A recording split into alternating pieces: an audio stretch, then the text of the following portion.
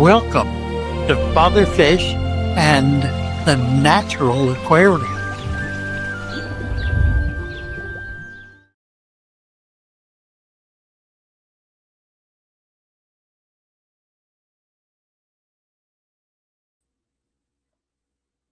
Glory. We got a crooked picture. And my camera wants to be crooked. I have a crooked camera. What's it about the crooked old man living in a crooked old house? Look at that silly thing. It just wants to be crooked. Goodness sakes.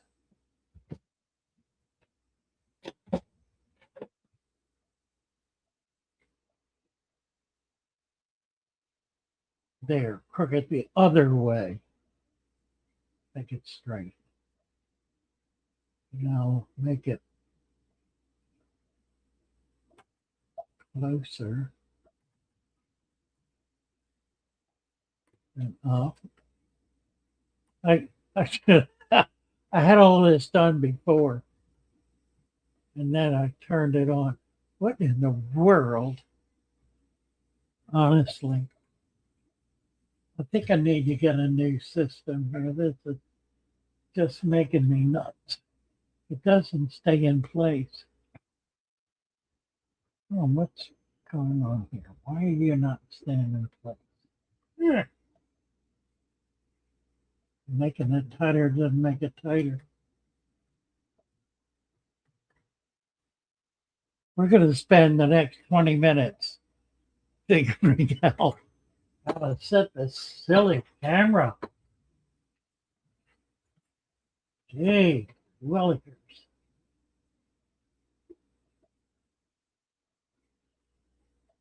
Gonna have to do like that. Mercy. All right, let's see who's here and who's talking about Max Darkheart. Max Darkheart finally got a notification. Well, that's great. Glad to hear it. Yeah, so did a bunch of people. 26 people came in a matter of seconds. It was kind of amazing. And one is left. Oh, well. Can I keep the dwarf Mexican orange crayfish with neocaridina shrimp and snails? That's a really good question. The crayfish will eat the shrimp when they slough, when they shed, because they'll be soft if you can find them, which he is evenly likely to do. I would suggest that you try it with a few shrimp. Probably it'll work. Probably it will because he's not going to chase them down. But he will snag them if he can. And he'll sit there all day with his pincers open, waiting for one to walk between the pincers, and then he'll have it for lunch or dinner. So I don't think it's a long term strategy, but you could try a few. Just set it up so that you're not going to lose much in the process and see how it goes. It's a crapshoot. It really is.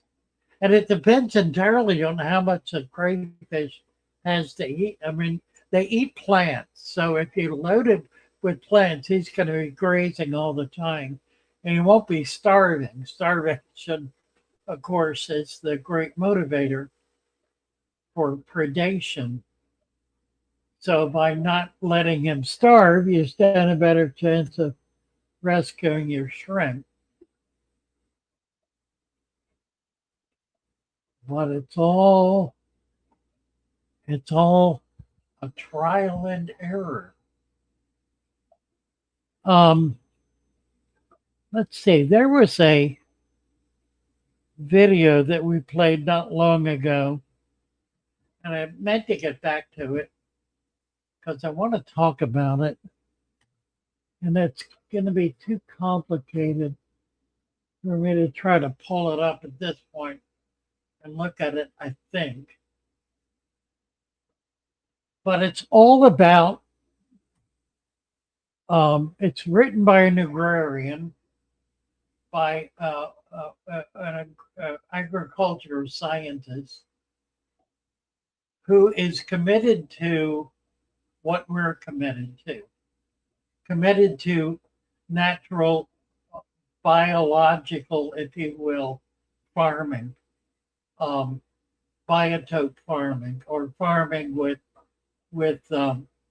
biological rather than chemical material. Colin Valide, Gape. Hey, Father Fish, how you doing? Got my shrimp aquarium, but mushroomy shrimp die. I got the water sitting, and I can use start water, or I got to throw it out. Well, don't know why they died. Mushroomy shrimp. I don't know what that means. Mushroomy shrimp die.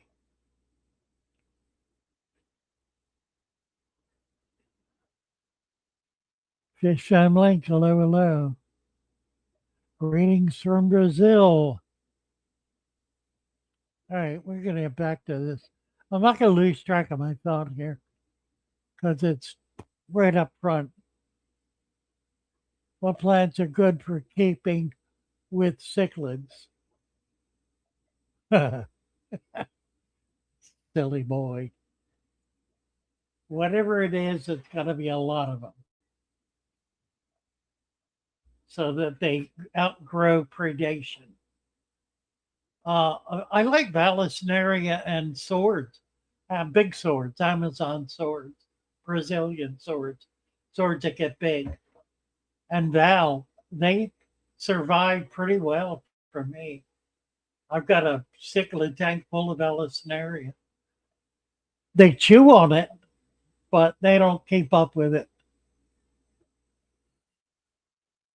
Recommendations other than shrimp or snails for a 2.5 gallon tank. A scarlet batis, um, Everglade, if you can get them, Elosoma. It's a pygmy sunfish, if you can get them.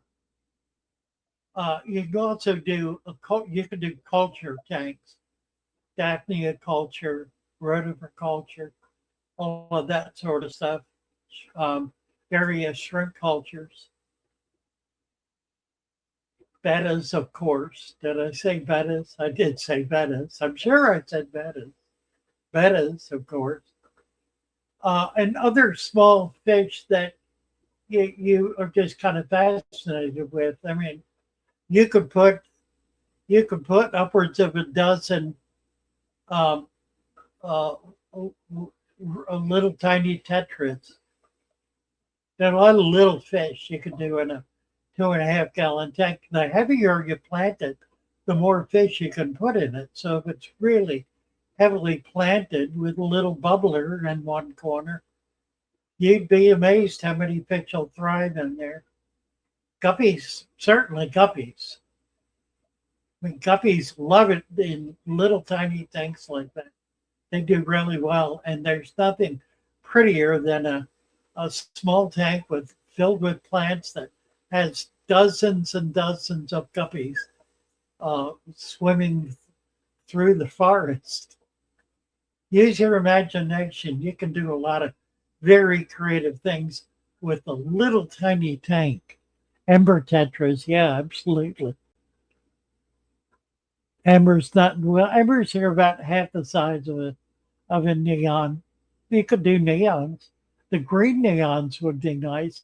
They're a bit smaller and they do better in larger numbers. What else? Must be talking about those 2.5 gallons at PetSmart for $11. Yeah, somebody brought one in yesterday. We got it sitting in a box. I emptied it and stored it away, but I should go back to it and do something with it. That'd be a good demo tank. See what you can do with a little tiny tank. Endlers, certainly endlers. Absolutely. Yeah, Endlers, not Max doesn't want to do neons. What else we got here? Got 30 plants. Bravo. African dwarf frog. That's a nice idea. You could do a couple of them, a couple of African dwarf frogs. That'd be really perfect in a little tiny tank like that. And then feed blackworms. What a kick that would be. It probably will spawn in there and you wind up with a tank full of tadpoles. That would be fun too.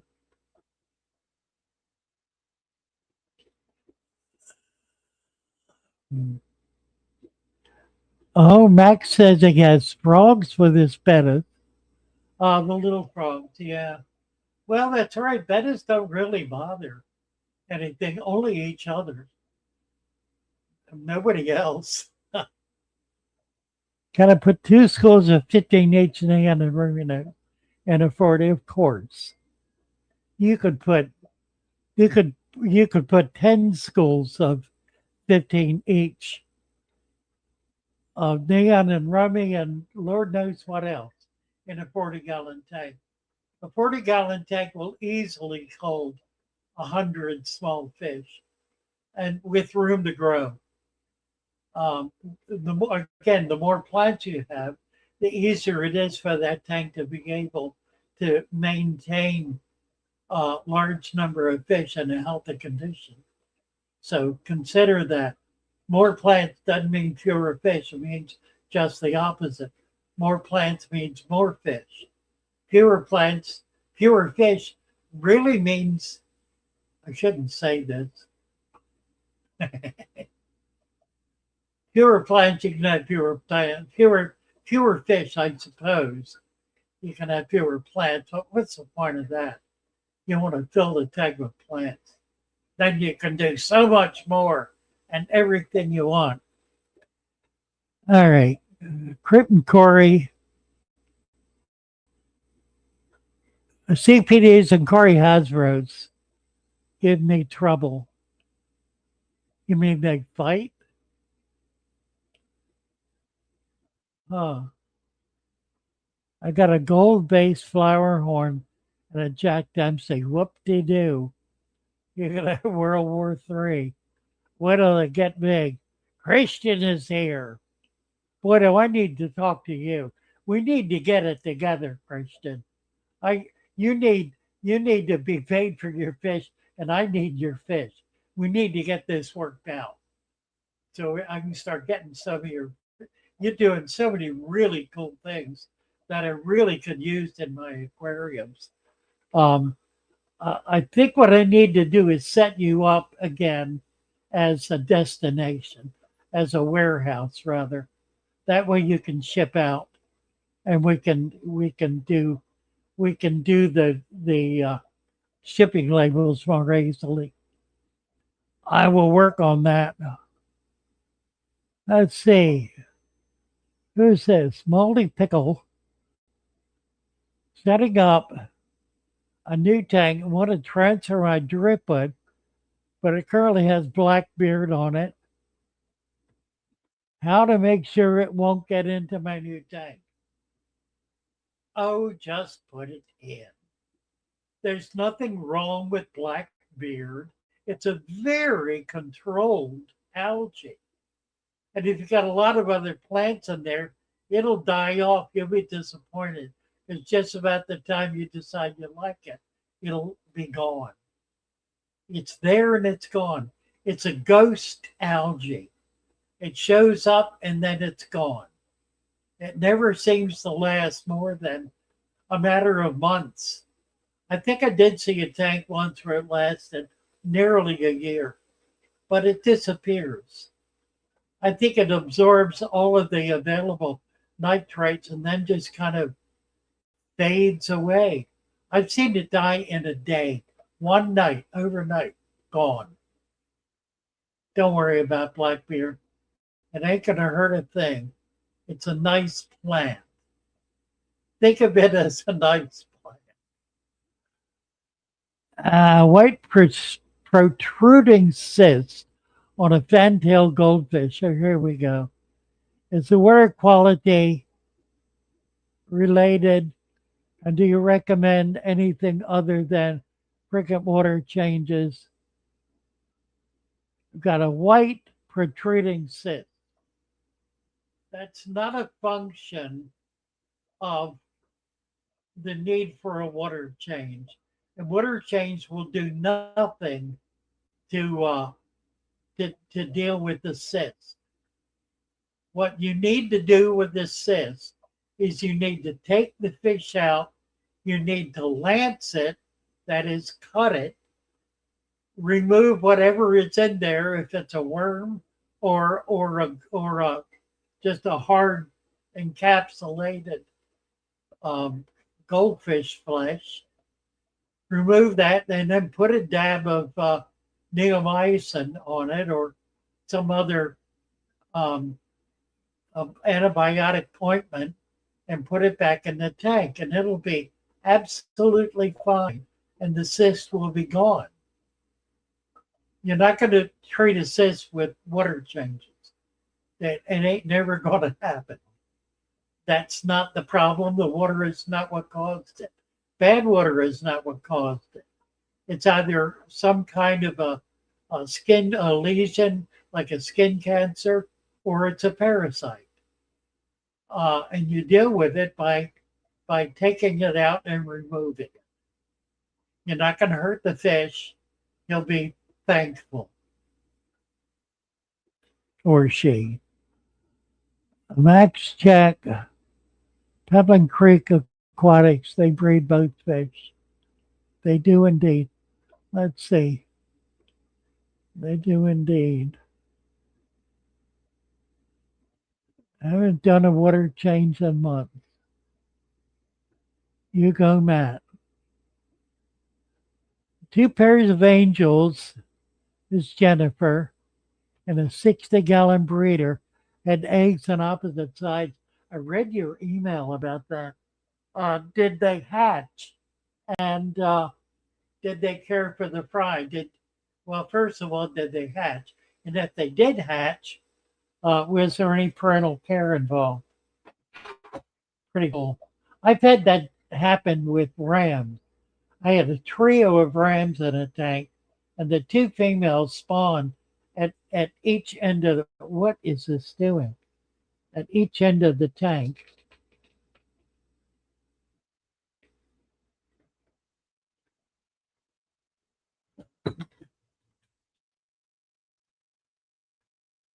I think, but the problem is I've got this AI camera.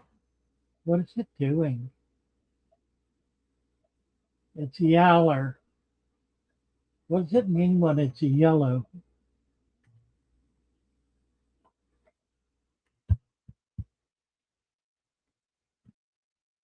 I don't know. I can't figure out how to deal with this silly thing. I mean, you know what? I could just take it off of here. That won't help though. It's on the arm, and the arm swings.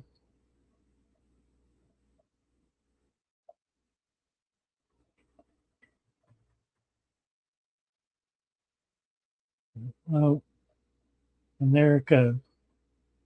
It likes it down there. It doesn't like it up here. It goes blue down there. Honestly, Pete.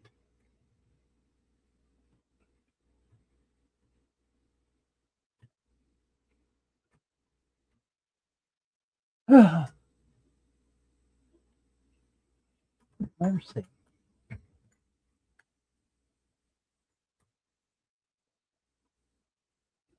Now what's it doing? Now it's going up in the sky. Oh, now what?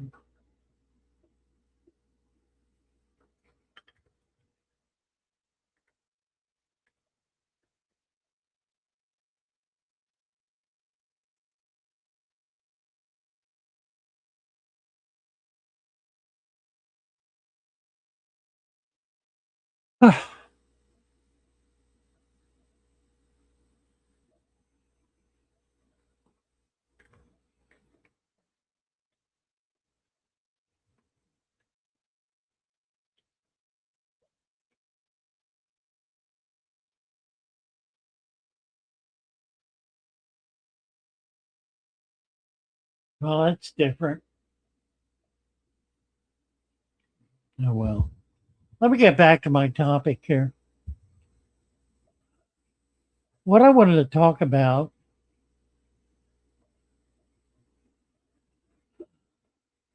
Dakota had green neons breeding almost daily before sunset, feeding them live Indian meal moths. Wow.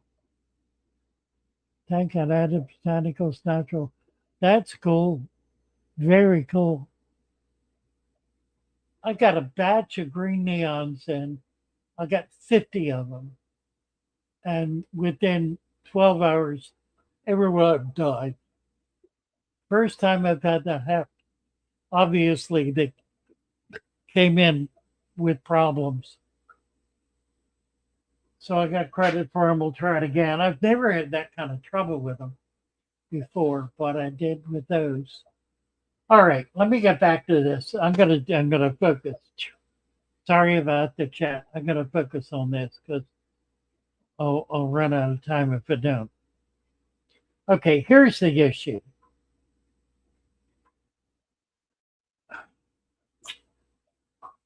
One of the problems that has been discovered in recent years about modern agriculture, agriculture since the 1950s, say, or 60s, when fertilizers became all the rage. And the quality of the food very gradually, but very distinctly diminished.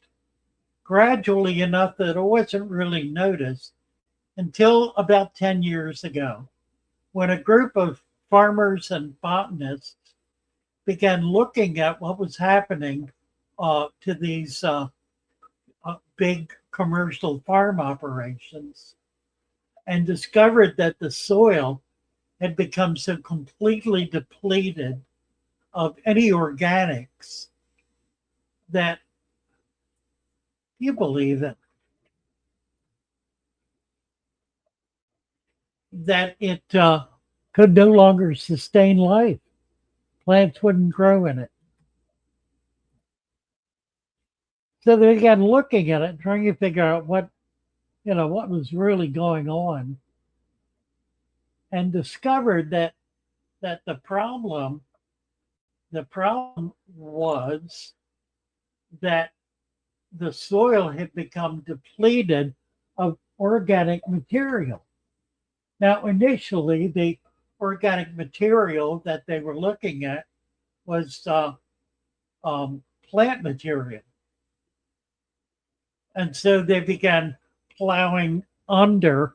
They would grow a crop and plow the crop under, like a grass crop, and just plow it under in order to be able to retain some biological material in the soil. And that worked for a time, somewhat effectively, but ultimately it didn't really solve the problem. I'm going to throw this thing up against the wall pretty quick here. I'm getting down to it with it. Getting done with you now. It could be long. You're going to be gone. Fancy camera and fancy arm. So they began looking a little deeper and discovered that while they were doing this, they were continuing to apply fertilizers.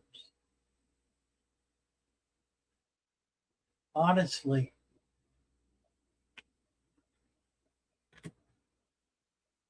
stay where I put you. Stay. Don't you dare move.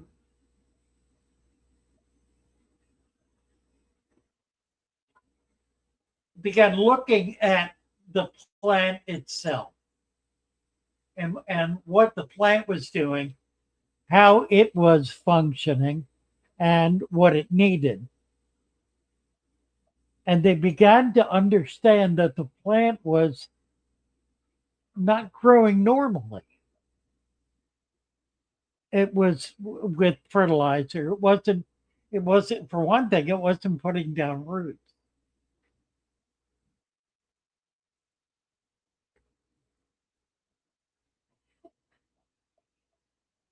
And so it had no ability to really sustain itself. It would grow leaves, and with the right kind of fertilizer, it was fruit. And so they could get a harvest with it, but the plant was not healthy. It obviously was not deriving the nutrients that it needed from the soil, mainly because it didn't have a root system. And then they discovered something else, that plants need more than 3 or 4 nutrients. They discovered that what plants need is all of the nutrients that are in the soil. In other words, the plant consumes.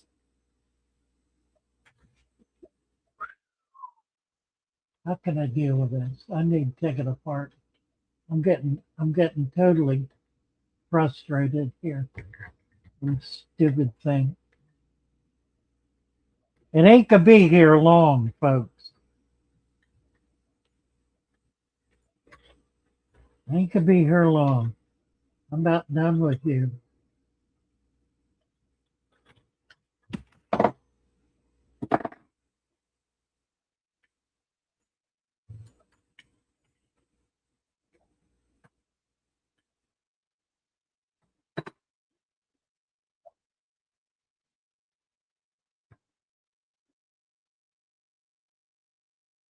Hey, can't move now. I got you laying flat. All right.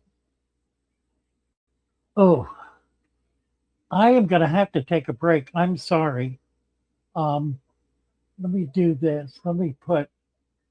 I'm having a health related issue here.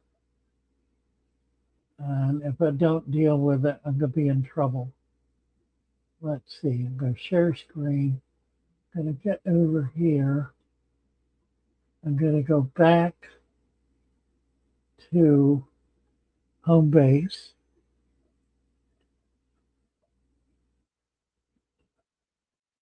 And I'm going to play a cat.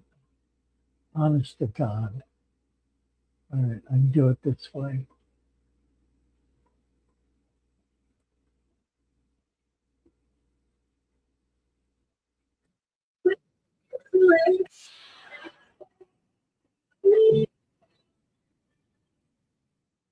His words like music to our ears, soothing every ache and pain.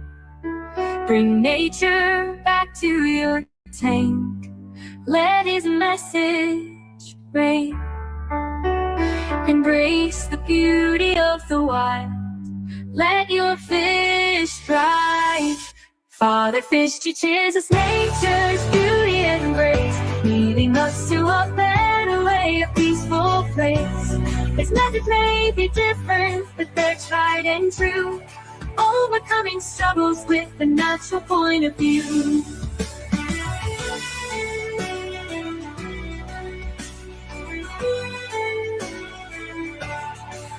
Through the rocks and plants, the fish find peace and play. Father Fish its teachings, lighting up their day. No more crowded takes or fake decor, just nature's tender touch. Embracing the balance, loving it so much. Father Fish's legacy, a vision we embrace. Father Fish teaches us nature's beauty and grace, leading us to a better way, a peaceful place. His methods may be different, but they're tried and true, overcoming struggles with a natural point of view.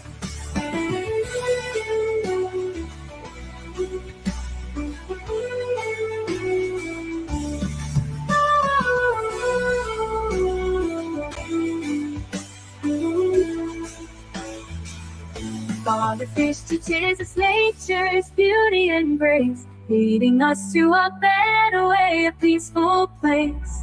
His methods may be different, but they're tried and true, overcoming struggles with a natural point of view. Father Fish teaches us nature's beauty and grace, leading us to a better way, a peaceful place. His methods may be different, but they're tried and true, overcoming struggles with a natural point of view.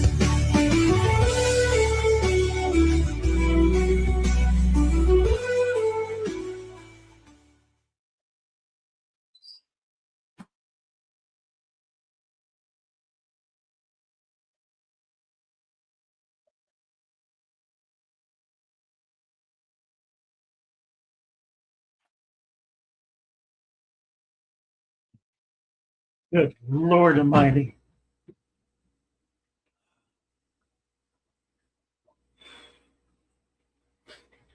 Oh. All right, let's see if we can pick this thing up now. Whew. So they've discovered that the plant needed more than just a few nutrients. In point of fact, it needed all the nutrients. It needed every mineral in the periodic table. There are what, 100?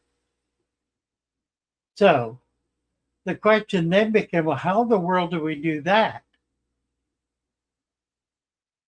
And they began to understand that there was a missing link in understanding the relationship between the plant and the earth. And the missing link was the microfauna and the microflora, the fungus, the micro organic material, and the bacteria. The archaea, the bacteria, the fungi all function together to create the specific nutrient that the plant needs. In other words, they began to see that the plant sends off signals. They're chemical signals that it releases around the root system that trigger certain kinds of bacteria. Now, the question then is, how does it know which bacteria? Well, think about how many different species of bacteria there are, which I'm sure only 1 out of 1,000,000 of you will know. But there are, in a hectare of land, which is what, 140 acres of land, there are 1,000,000 species of bacteria. In any substantial territory, there are 1,000,000 species of bacteria. So it's not limited, not by any stretch. And bacteria tend to mingle with each other. They tend to kind of mix it up, although some will dominate depending on what's available and what's required at a given point. Well, here's the trick. The plant, at various stages in its development, and this is highly refined. We've been able to, science, the people researching this have been able to delineate 6 different stages in the plant's life where it has specific needs. But that opens the door to realizing, or has opened the door to realizing that there are many, many, many more stages in that plant's development, probably hundreds, where it's calling for a specific nutrient. Now, how does it do that? It releases essentially a hormone.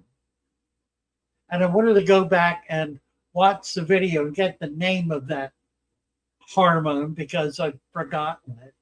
But I'll get it and I'll use it and it'll be out there. They release this hormone that triggers a very specific species of bacteria. And the range of hormones is we don't know how wide the range is. We know there are at least 7. There are probably hundreds. And as it releases, it triggers a given bacteria. That bacteria then multiplies by feeding on very specific nutrients and creating a very specific product that the plant needs in order to achieve that day's growth. In other words, one day the plant wakes up and says, boy, I really would like to have a chocolate mousse. And so it sends out this request, this order for a chocolate mousse.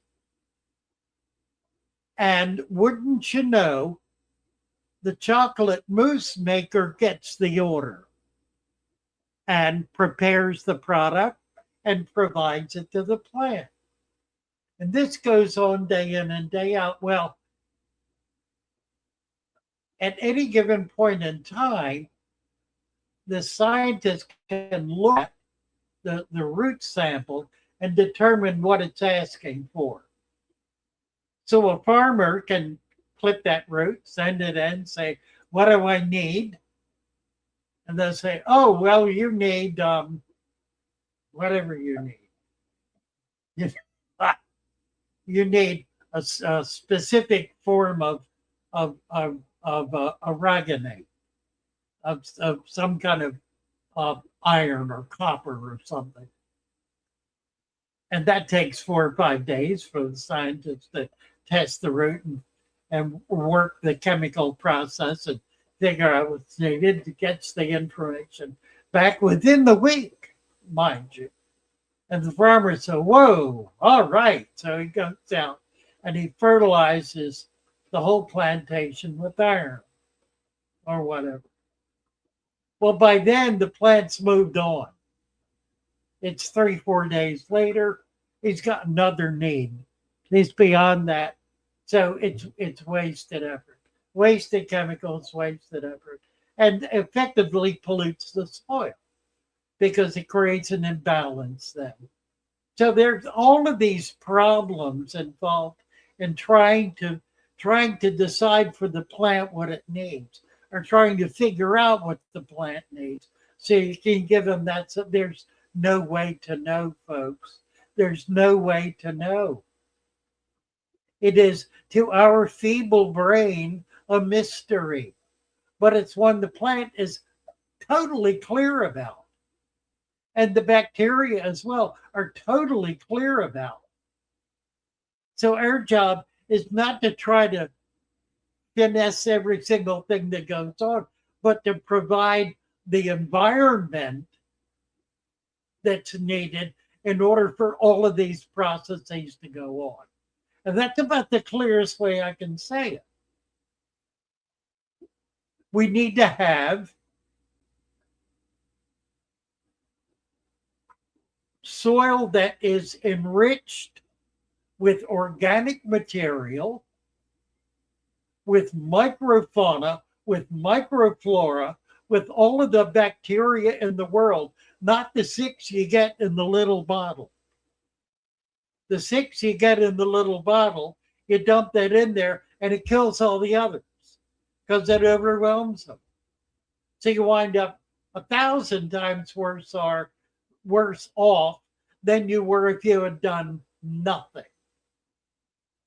Better to do nothing than to do something that destroys what you've already got. That's the problem with fertilizers. That's the problem with additives. You're flying blind, absolutely deaf, dumb, and blind. You don't know what the plant needs. You have no way of knowing what it needs, so you throw something at it, and it's going to be wrong 100% of the time. It will never be right. Now, let me say this. You can do this and you can get away with it because you'll get exactly what you're looking for. If you're putting a material in there that grows leaves, you're going to get leaves. But you're not going to get roots, which means that so long as those chemicals are there, leaves are going to grow. You quit doing that, the whole thing dies. So if you want to play this game of pumping stuff into the tank day after day, week after week, month after month, year after year, forever, you can do that and you get away with it so long as you get away with it. But at some point, you ain't going to get away with it. You're going to fail and it's going to crash.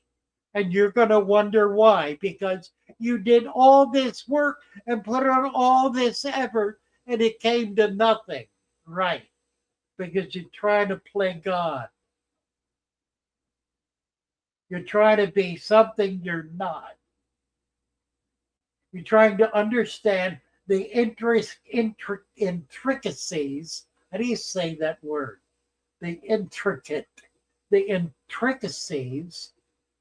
I don't know how else to say it, of the biological world without even an inkling of an understanding of what's even there to know about. Think about it. How many elements are in the soil that you're putting in your tank? Do you have any idea at all? Do you even have a way of having any idea? No, you don't. You don't know. Now, our supplement is comprised of about 20 different compounds and elements that we think pretty well matches up with the periodic table. We think we got it all. We don't, but we got a lot of it. And we got it in sufficient dosages that ain't going to run out. And in point of fact, by leaving it in there and letting the whole thing go, it will create a web, a cycle, a flow of one dead thing to another living thing, to a dead thing, to a living thing, to it, and so forth and so on, until what you put in there is taken up and goes through a whole process that returns it to exactly what you put in there to begin with. And that's the cycle. That's the web of life. That's what happens. That's how it works. That's why it works. Now, I ain't no scientist, and I don't profess to be. I don't want to be. I've never tried to be. I'm a hobbyist, and a rather simple one. I've not done a lot of complicated things.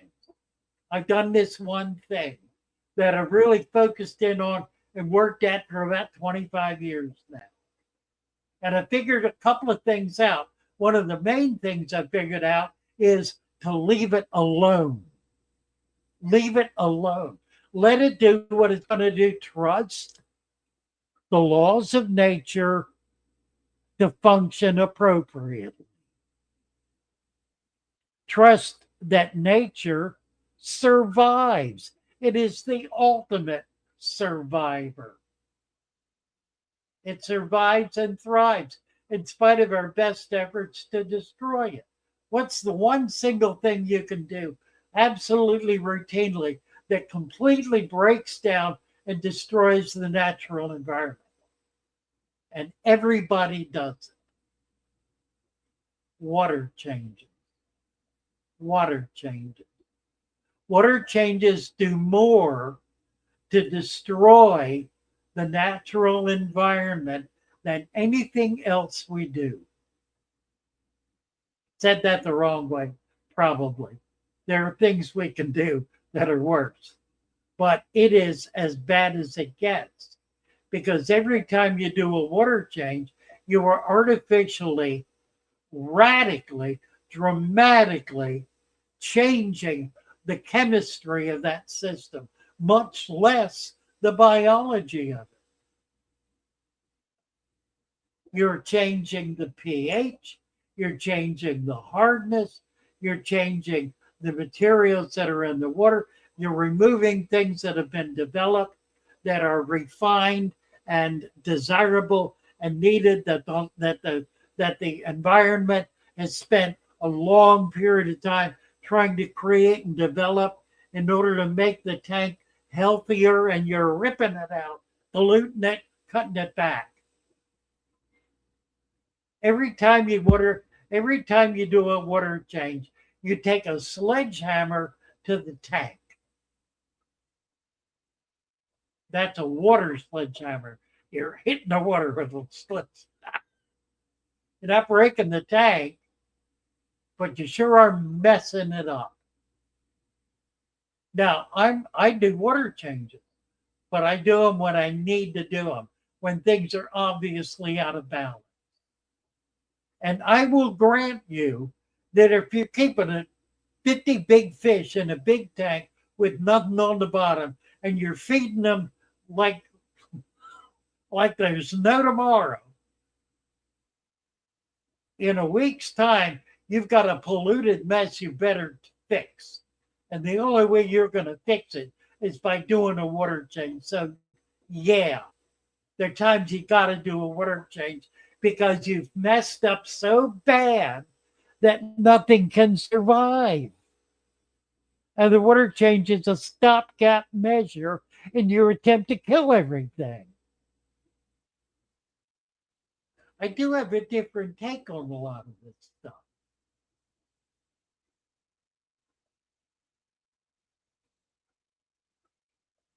What's interesting to me is how many people get utterly irate about it. And I guess I understand that. I guess I really do. Because I'm flying in the face of common knowledge and popular wisdom that says, ooh, you got to do this and you got to do that. You got to do that. And if you do this, that, and that, everything can be fine for a while until you have to do it again for a while. And then do it again for a while. And then keep doing it because you can't stop doing it. Once you start doing it, you can't stop. You got to do it. You got to do it. You got to do it. You got to do it. You got to do it. You never stop doing it. Why in the world have we allowed ourselves to be put through that utter insanity of trying to fix and fix and fix and fix and fix and fix when it's not really, in fact, fixing anything? It's just pulling it back from the brink, from the cliff, from disaster. And then doing the same old thing. It pushes it right back out to the brink. They're pulling it back, pushing it right back out to it, pulling it back, right back out, pull it back.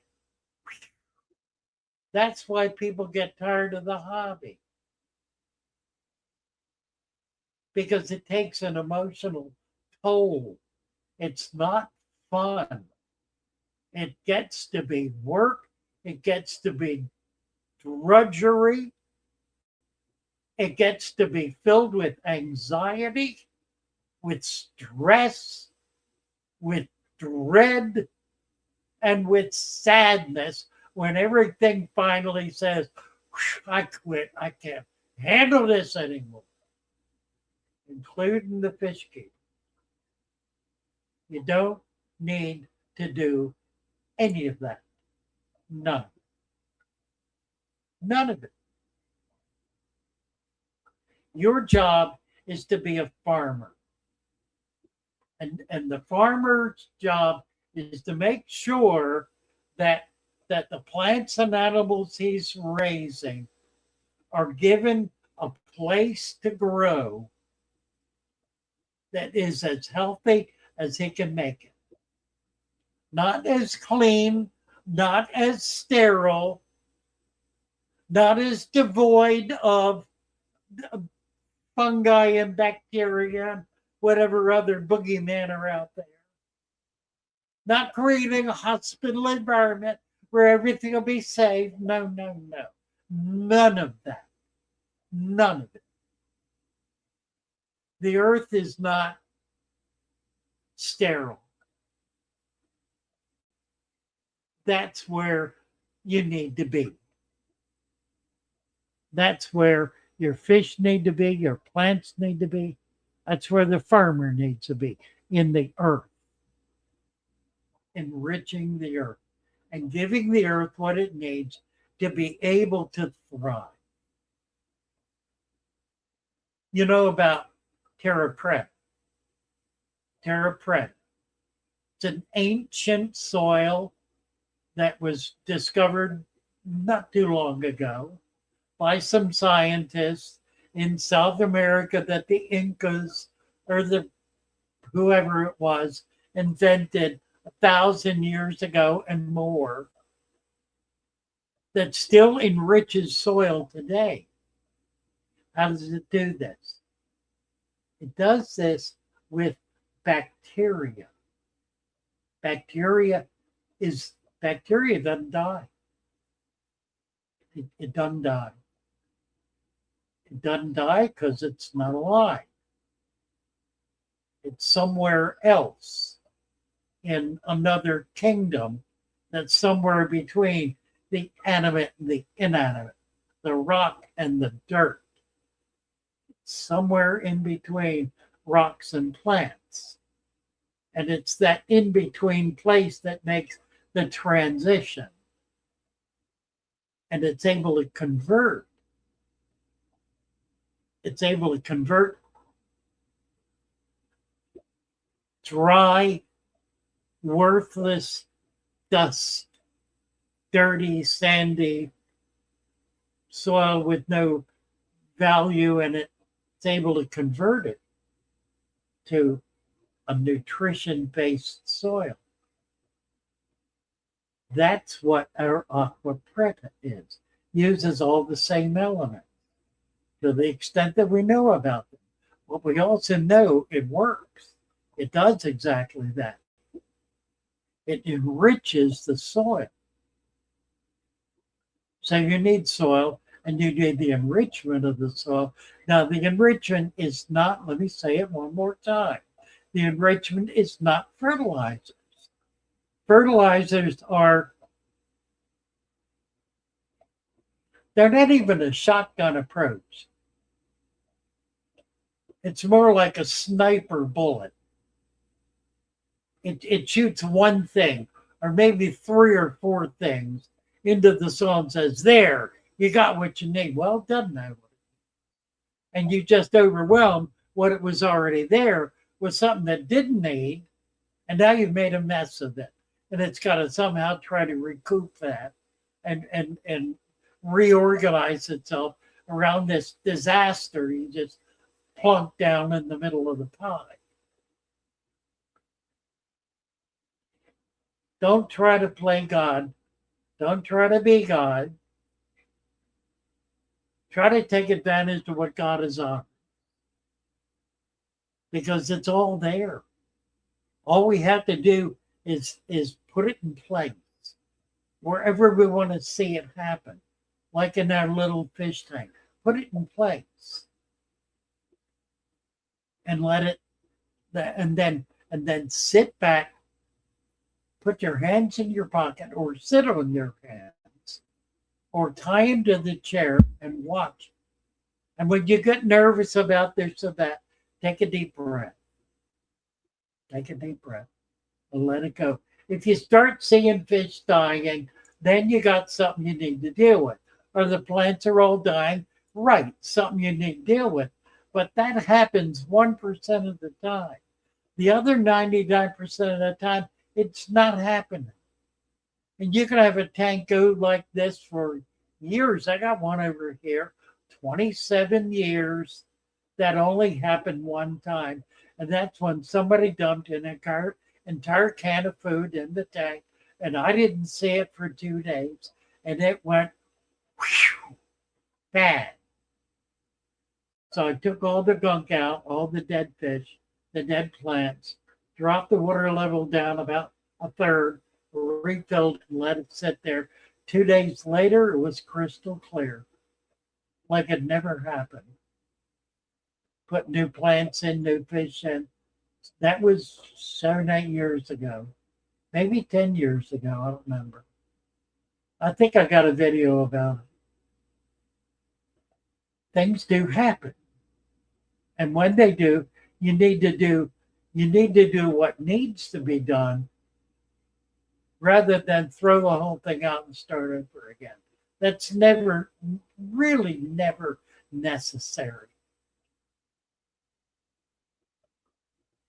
All right. That's enough of that. Let's get back. What time is it? Yeah, we got about 10 minutes. Let's get back in here and see who's saying what and what we can do about it. Oh, fellow Father Fish, best fish forum on the interweb. Thank you. Oh, Adam Armbruster. Thank you, Adam. Snails help for algae? Yeah, absolutely. The bad idea, do a better with the dwarf crayfish. The dwarf crayfish is going to get the bennett. At some point, it's going to get it. I wouldn't take the risk. Didn't hatch yet. Oh, okay. Well, I'm excited to hear about this. I want to know what happens. Talking about the angels spawning on both sides of the tank. Do please, Jennifer. Interested. Lisa, it's okay. VDA music. I have plants melting in my new tank, mainly anacris. So to leave it be or take it out. Also, my Cory stervi are swimming around like crazy. Have you had experiences? Well, swimming around like crazy. The catfish swim around. Corys are like that. Usually in a new environment. They're explorers. They're just trying to get the lay of the land. They're kind of in shock, if you will, and trying to figure everything out. They should settle down. So long as they're swimming normally. If they're rolling and twisting and contorting, then that's another issue. The anacris melting probably is the whole plant melting, or is it just the leaves falling off? Who in the world is it? Somebody from Pennsylvania. Shall we take the call? Let's take the call. Father Fish. Hi, Father Fish. This is Maria. Hi, Maria. Guess what? What's up? You're talking with about 150 people right now on our live stream. Oh, I was just trying to get into your stream on your Discord you told me about. Oh, well, that's actually on YouTube. Okay, I'm in the wrong place. But I'm so happy you are going to be getting a Harry Tetraedon Bailey Oh, this could be amazing. Yeah, I'm excited about it. Very exciting. And I would like to, I was going into the Discord to send you the video so everybody can see what you're going to be getting. All right. Well, do that and I'll see if I can get it up. All Okay. right, I will do that. Thank you, Maria. No problem. Bye. Love you, dear. Bye. Maria's in Pennsylvania. She found a shop that has some hairy puffers, which are not available commercially. These are wild caught in Thailand and were shipped over. The shop up in Pennsylvania has them. She got one. She's going to have them send me the other one. So I'm going to be talking to the packer on Thursday and we'll see if we can get it out. Meanwhile, she's going to post a picture of it on Discord. So I'm going to go look at that now. I don't know where she's going to put it. I guess we'll see. All right, where are we? Melting anacarids. Plants melt when you first put them in the tank. Rarely do plants melt after they've been in the tank and after they've been growing. Normally, it's at the beginning. It's because it's because those leaves have died. They're not really melting; they're just dead leaves. And if you look carefully at the nodes, you should see new leaves coming out. So if the stem is firm and they're little tiny buds, then that means the plant is healthy and it's doing fine. Just leave it alone. It'll be okay and it'll make it. If the stem is rotting, then you need to throw the whole mess out because it's not alive and it's not going to come back to life. So basically, with stem plants, plants that have nodes on them, if the stem is firm, then the plant is alive, even if all the leaves have fallen off of it. It'll grow new leaves back. In point of fact, leaves don't last long on plants. A season and they're gone. A few months typically. Plants are the leaves are dispensable. They're like the worker ant. They do all the work. They wear themselves out. They're disposed of, and new ones grow. That's the nature of the plant. That's how plants thrive with the leaves. Again, the leaves are disposable. Now, there's some plants that that have leaves that last very, very long periods of time, but there will always be new leaves growing, and the new leaves are there to take the place of the old leaves. So it may take 5 to 10 years for that leaf to die on your house plant, but rest assured, those external leaves are going to die. And that says nothing about the health of the plant.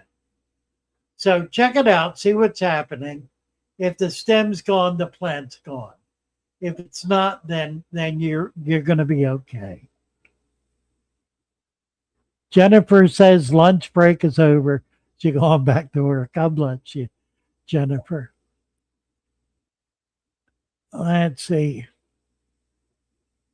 Christian's tanks are indeed epic, says Adam. They absolutely are. Dooby doo. Buy a packet of living Daphnia and begin breeding with spirulina powder and natural baking bacteria. That's, you know what that is? Yeast. Yeast. Liver franche is good for Daphnia. It's possible to make green water. Yeah, that's about right. A lot of sunlight. A lot of sunlight. Or put a light on it and leave it on. And no other plants. That way the single-celled algae won't be competing. All right. We're getting down to it here, I think. Yes, we are. It's going on 8 o'clock. I want to hear the president tonight see what he's got to say for himself. It's always fun watching him. He's such an amazing, amazing man. An amazing man. I think the one thing everybody can say about Trump is that he's amazing. You may not like him, but you got to admit he's amazing. All right. Now I need a dessert, says Christian. I'll get in touch with you, Christian. I need to try to work something out with you. You're doing so many things. I love it. I love it. And maybe I can get you some new stuff to do some new things with. All right, my friends. Love you all. We're gonna go bye-bye for now. I'll be back, but I don't know when. I don't know where. I'm trying to figure out how to do a morning stream. So I'm working on that. You may see me pop up here, there, or everywhere. By all means, expect me when you least expect me. Love you all. Let's put the tune back on. We gotta put something back on, shall we? What? I don't know. Yeah, we can. I think we can. We? I don't know if we can. We'll put the song back on. Well, that's what we'll do. We will leave with the song. I think it's still up. Maybe. Back. Let's see. Yep, here we go.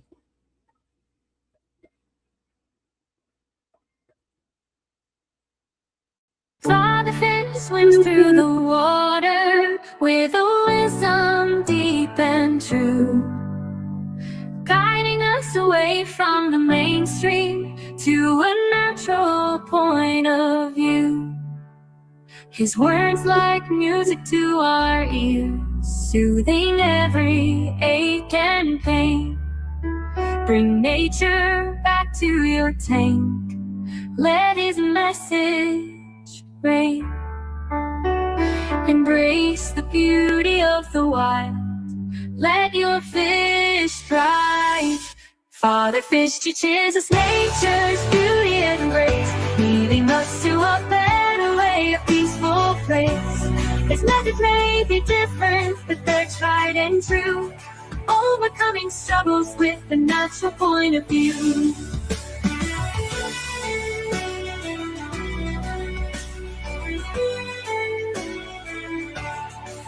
Through the rocks and plants, the fish find peace and play. Father Fish's teachings lighting up their day.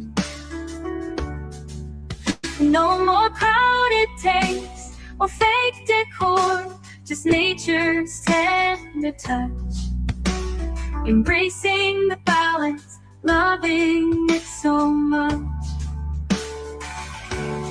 Father Fish's legacy, a vision we embrace. Father Fish teaches us nature's beauty and grace, leading us to a better way, a peaceful place. His methods may be different, but they're tried and true, overcoming struggles with a natural point of view.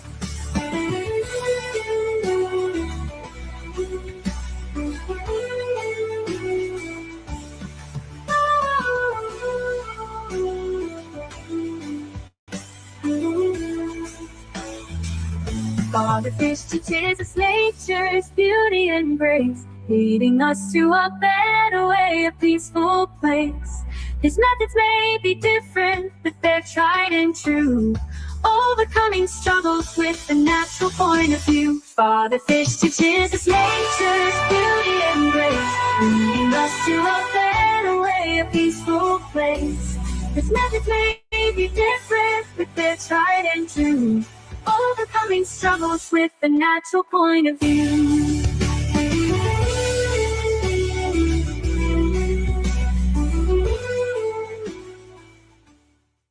Love you all. Bye for now.